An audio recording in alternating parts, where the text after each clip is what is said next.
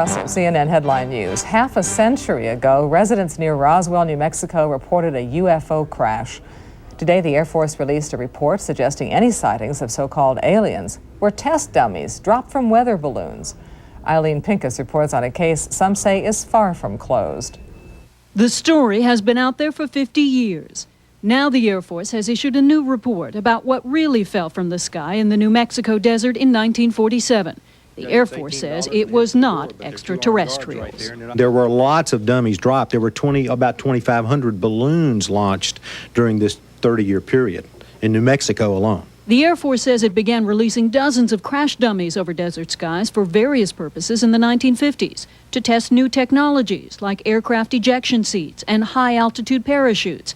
That and payload debris, says the Air Force, fit with what people reported seeing. If I saw something like that, I'm riding along out there near Ruidoso and I'm wandering out in the desert and I see this funny-looking dish out there, I might want to poke around at it, but quite frankly, this is probably what it was.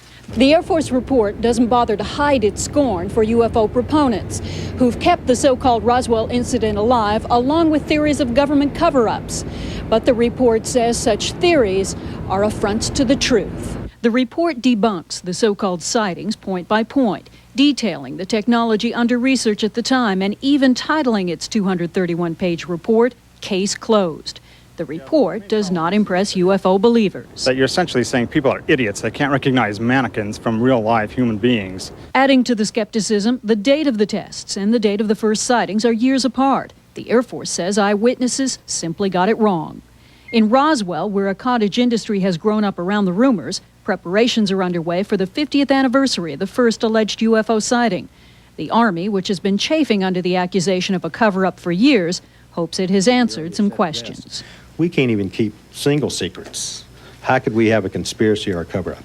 This report may not change the minds of true believers, but the military insists it will be its final word about what happened or didn't happen at Roswell. In Washington, Eileen Pincus for CNN. Some Las Vegas, Nevada residents say the odds are good they saw a UFO last night. Police say they got several calls from people who saw strange lights in a V shape for about 15 minutes in the northwest sky. An hour earlier, a missile was launched from Vandenberg Air Force Base and its vapor cloud was visible, but that happened in the opposite direction of the mysterious lights. Is giving that explanation today for decades-old rumors of an alien spacecraft crash near Roswell, New Mexico. Since 1947, UFO believers have charged the government covered up the incident to hide evidence of extraterrestrial life. The Air Force says sightings of an alien spacecraft really were an Air Force balloon used to monitor the atmosphere for evidence of Soviet nuclear tests. It says reports of bodies recovered by the military were actually dummies used in high-altitude parachute tests. They must look at the evidence. If you will read this book, and I'm sure you're going to take it home tonight and read it, quite frankly, you're going to find some very interesting and quite fascinating pieces of information about Air Force research. Whether you accept that as the Roswell information, I quite frankly don't know. But we do, because it overlays so well with this period of time. The Air Force report comes as the 50th anniversary of the Roswell incident approaches. UFO believers plan on gathering in Roswell to mark the occasion. Hotels are booked as well. Our target that was attached to a high-altitude balloon is part of Project Mogul, a secret U.S. experiment to try to pick up the sound of Soviet nuclear tests. But the new Air Force report issued on the 50th anniversary of the Roswell incident is supposed to close the book on the case. We're confident once the report is out and digested by the public that this will be the final word on the Roswell incident.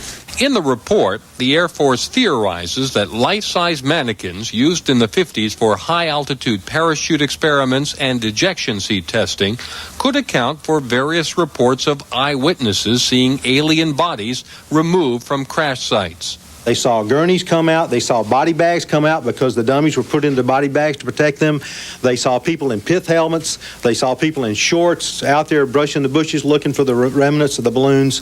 And when you put all that stuff together and spin it, you find that it fits perfectly with many of the occurrences in Roswell during that era. What doesn't fit, say UFO believers, is that Roswell was in 1947 and the first dummy test was conducted in 1953.